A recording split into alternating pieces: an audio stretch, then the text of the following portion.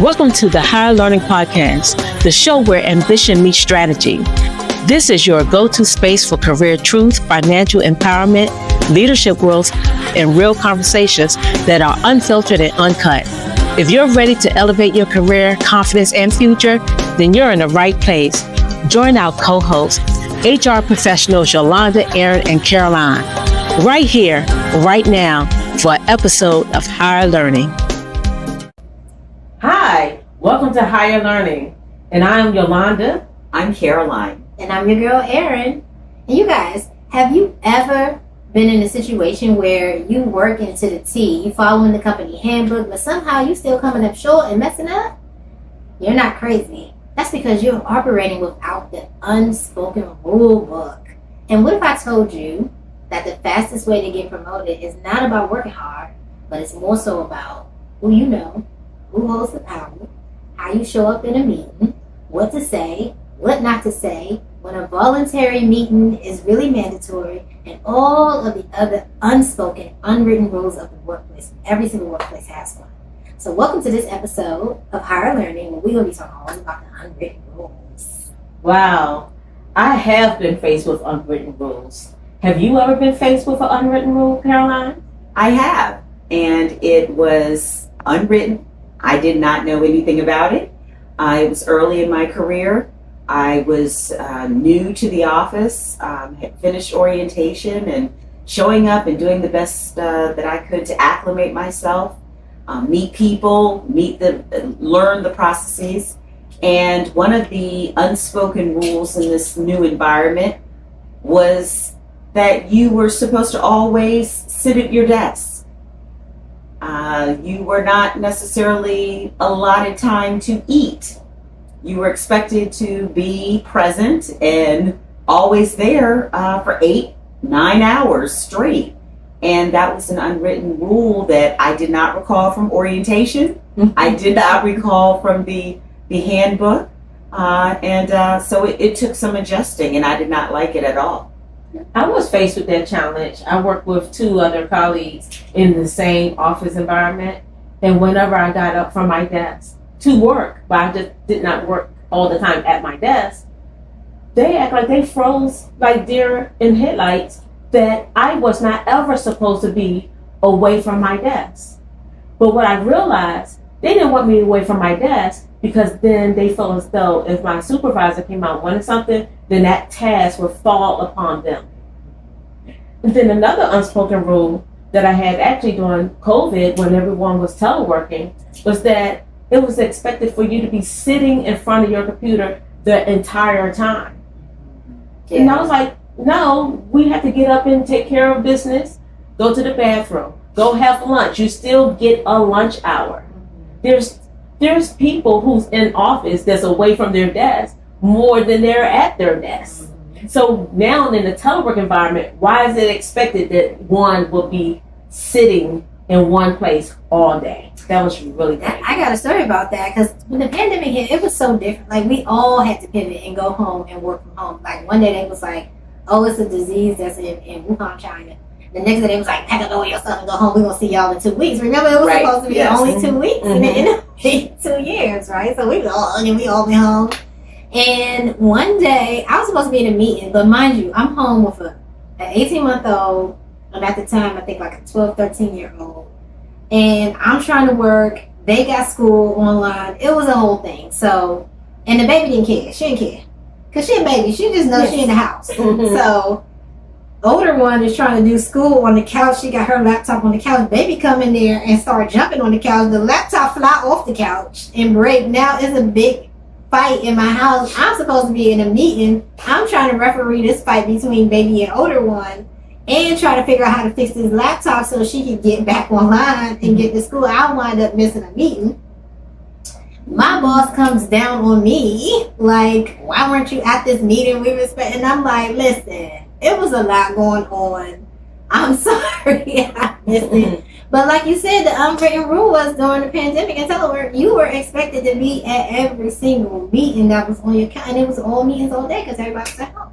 And that really also underscores another unspoken rule that comes to mind, which is the unspoken rule of when I send you an email or when I reach out to you, that you are supposed to respond immediately.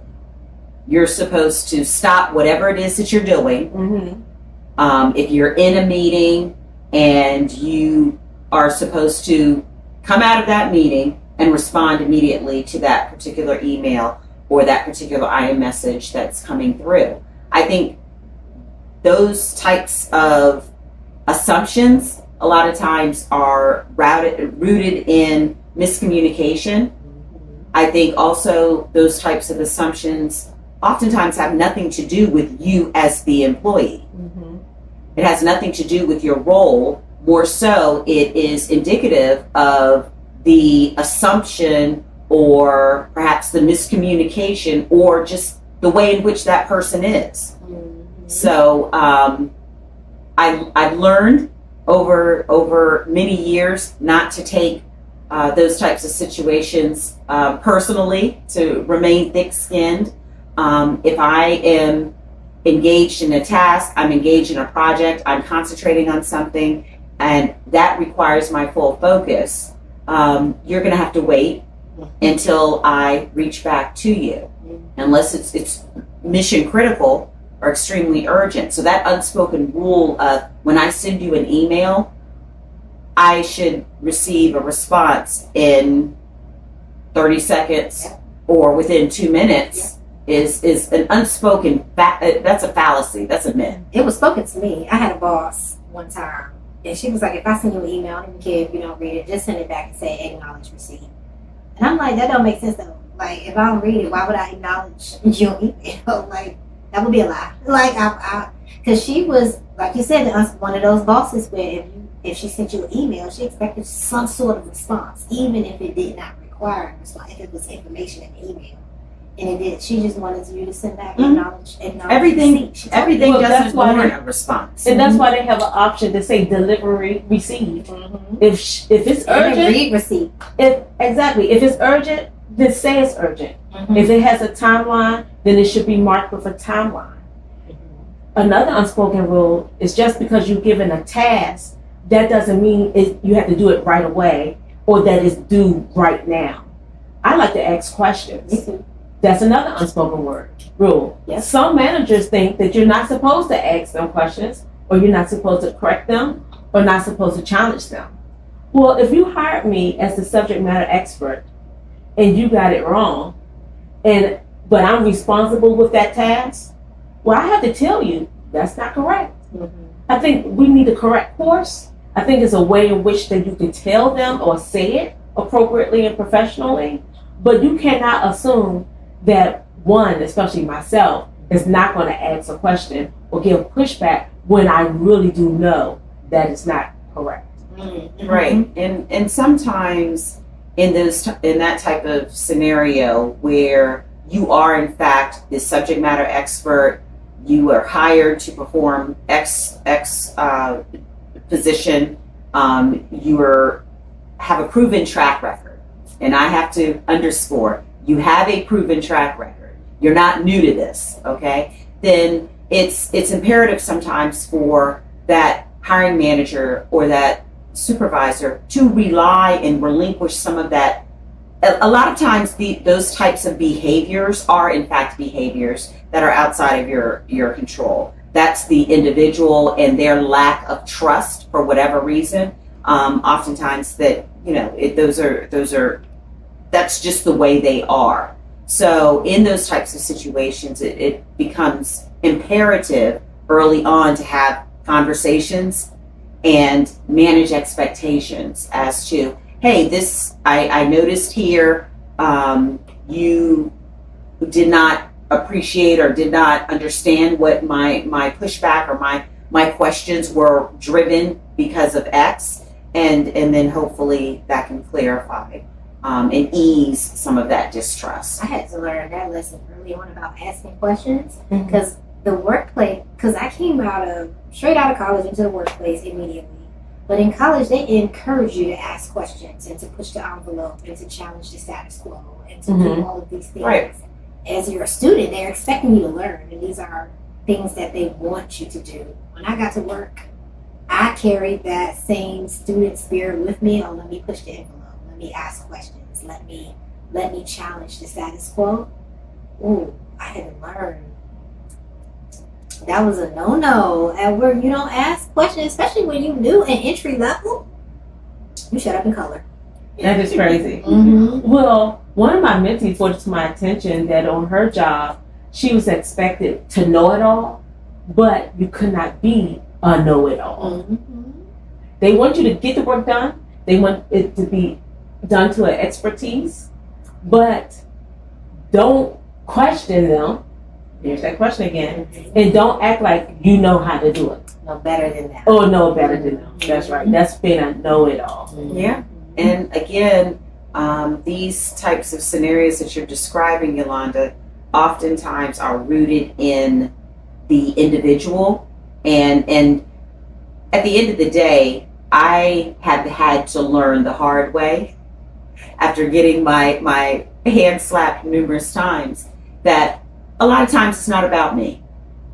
It's not, this is the individual, this is the way in which they behave. And I have to learn to adapt. I have to learn to develop some different strategies when I communicate with X person.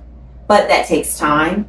And when you are a type A person who's driven, you're passionate about your particular tasks, you know your stuff front to back.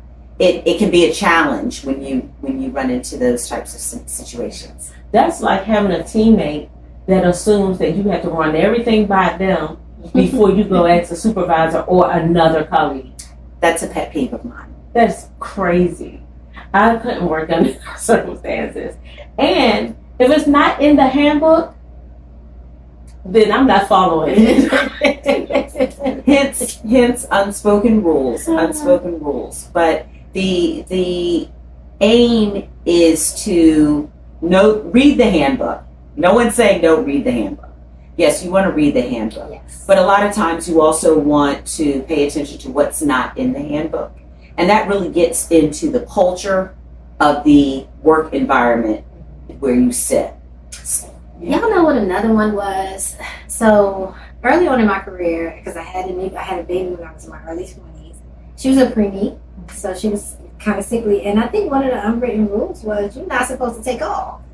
Now, mind you, I have been in this position a while, at least a year. Mm-hmm. And the lady knew that I was not abusing my leave. I had plenty of leave already stocked up. So my boss one day gonna tell me, Erin, when your baby is sick, you need a backup plan. And I'm like, and before I knew it, like, cause y'all, I was so spicy back then. I have come a long way in 20 plus years. But early 20s era, which was like, when your baby's sick, you need to have a backup plan for your baby sick. And I just looked at her and said, I am the backup plan. I was so hot, and I just walked out of her office because I'm like, and I put in my leave, and I left because how you want to tell me I can't take care of my sick baby? That's No. crazy. Yeah, we can't do that. We can't have that. Yeah, that seems that again, that was the culture. That was unfortunate. Mm-hmm. But I'm sure I mean, we know that happens. Mm-hmm. The hardest part of that, obviously, being a mom, that's priority number one. But working in an environment that appreciates what you bring to the table as a mom and as a team player that's mission critical, and that's what's important. Mm-hmm. And that's unfortunate. You know what? I think another unwritten. I'm sorry. No. There's so many. Yes, Like, you can't really say what you really think. Mm-hmm. That's an unwritten rule, like, because I learned that the hard way. Y'all, I got in trouble so much because I was quick with it, like, it just smart mouth. And before I knew it, stuff would come out of my mouth. One time, my director shut down a whole meeting. There had to be like 20 of us sat around the table in the conference room. And I had said something, I guess it got under her skin, because she was telling us we had to do all this work, right? But I'm in HR. So we had liaisons or mission support people that we work with, and they were higher graded than us. And so she in the meeting telling us, well, when your mission support person mess up on this, you just need to fix it. You just need to do this, you just need to do that. And mind you, so I was new, but I heard that HR was a revolving door, and a lot of the HR specialists would go to the program, become a mission support person, get paid more money to do less work. Mm-hmm. And so when she was telling us all this stuff we need to do to fix all of these high-grade mission support people work, I said, oh, it's no wonder why, people are leaving to go be able, you expect us to do our job and their job too? That's what I said. Mm-hmm. And she was like, meeting over. Everybody leave, Erin, you stay. And I was like, what did I say? That was a pushback. Her unwritten rule: do not push back. Yes. Right. Yes. Yeah. Was that pushback?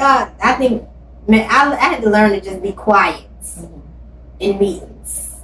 I think that also, for me, makes me remember, or it triggers for me the notion that show up to work as your authentic self. I think that's not true. No, you cannot. I think that is a serious fallacy. When have black women ever been able to show up at work as who we are? No. One, we're misjudged, misunderstood, often told that we said one thing when we did not, and that's not even our intention or what we even meant. We can't show up that way. I do think that it sounds good. I think it's a soundbite. But realistically, as you get into your career and navigate and have a couple jobs underneath your belt, you quickly learn that work is work and your authentic self is your authentic self. Not saying that you can't bring a portion of who you are we're not robots. We are people. But the misnomer, right, is that you can 100% show up as your authentic self at work. I disagree with that notion. Well, I think that's why you need to have a side hustle. Oh, which reminds me of our newest segment called Side Hustle segment, y'all. So every week now, we're going to bring y'all, the tea on how to conduct yourselves, on how to get you a job, everything career related. But it is also super, super, super important that, yes, you have your 9 to 5, your steady paycheck that's coming in, but everyone should always have at least one other stream of income or side hustle that we're doing. So I did segment. Side hustle segment. So this week on the side hustle segment, y'all, I just want to encourage you all to think about what do you love, what do you enjoy, and whatever it is, and then think about how can you monetize that. And next week, we'll give y'all some ideas on just how to do that. That sounds wonderful. I can't wait. And also, I want to remind everyone to go back and watch any of our episodes on probationary periods. Mentorship. What do I do when you've gotten that first job? What are some of the tricks and tools that I need to ensure that I'm ready for that first job? Well, before we end this segment, I would like to ask you all a question that came in from our audience. And that question is, what's a career move that you made that really paid off for you? Oh, I got a good one. What's that? I resigned. We have an episode on that too. I resigned from federal government, and I say it really paid off. It literally paid off because shout out to my auntie who helped me negotiate my salary. I left federal and I went to be a contractor. Still servicing a federal government agency, still doing the same type of work, but no longer on the Fed, now in private as a contractor. It paid me $20,000 more to do the same job, less work, closer to home, free parking. It paid off, and this was also pre-pandemic. So going from a 1-hour commute to a 20-minute commute, and $20,000 on top of that, and I ain't got to do as much work. What do I say? Yeah, that's right. That's wonderful. How about you, Caroline? Absolutely. I decided to essentially go with the startup, and took a leap of faith. It was within the federal space. A lot of people don't realize that there are startup-like entities and programs and projects throughout the federal atmosphere. But an opportunity, ran into a colleague. This was many years ago, pre-pandemic, ran into a colleague, had lunch. They were starting up a brand new office. It sounded very exciting. They described it as a startup, and they were very transparent with letting me know that there were little to no resources, which is indicative of the federal space, and very, it was all very new. But looking back at it, I that launch in that startup provided me with the necessary grit to get in there and really learn a lot, and also meet with people that I would not have met had I not taken that opportunity. And I myself had that same experience. I left the government space and went to small sector, and I received handsomely salary increase, but loads of experience because it was a small business. I became a project manager right away. I was an executive assistant. I worked in HR. I did so many different tasks that by the time I left that job, I also learned how to pull cable and wire telephones, nurse call system for a university hospital. But I would think that my biggest career move was the fact that I moved. I literally left the Washington, D.C. area and went to Philadelphia. And that was like the best move that I could have possibly have done. It was a lot of growth for me. And so if you want to advance your career, Move. That's right. That's the key. Resign, move. Yeah. The key thing is be a risk taker. A lot of times when opportunities, like you mentioned, a lot of opportunities you really have no awareness that they're going to happen. Mm-hmm. A lot of opportunities, a lot of your best opportunities, at least for myself, were not advertised. Not everyone had the opportunity. And the turnaround for making the decision to take that leap of faith and invest or reinvest in myself was a very quick turnaround. They wanted to hear my decision very, very quickly. And, looking back, I don't regret any of that. That is great. So we need to recap this episode on unspoken words. What do you all have to say about it? Unspoken rules are oftentimes not in the employee handbook. Unspoken rules are oftentimes, they're unknown. That's why they're unspoken. But just because they're unspoken, you have the responsibility when you come across an unspoken rule to assess what that rule is. What is it rooted in? Is it more so the culture? Is it more so a communication gap or misstep? Or it may be something else. But pay attention to that unspoken rule and decide and navigate accordingly.